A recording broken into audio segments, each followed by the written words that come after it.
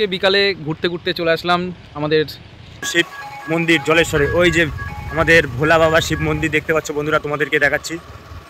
তোমরা যারা যারা এই শিব মন্দিরতে ঘুরতে আসুনি তারা তারা অবশ্যই জলেশ্বর শিববাড়ি শিব মন্দিরে ঘুরতে এসো।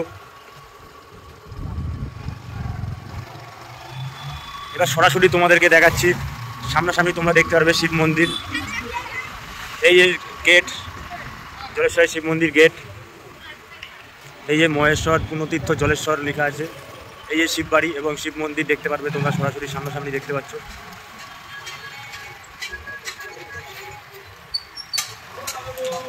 বন্ধুরা শিববাড়ি তোমাদেরকে দেখালাম।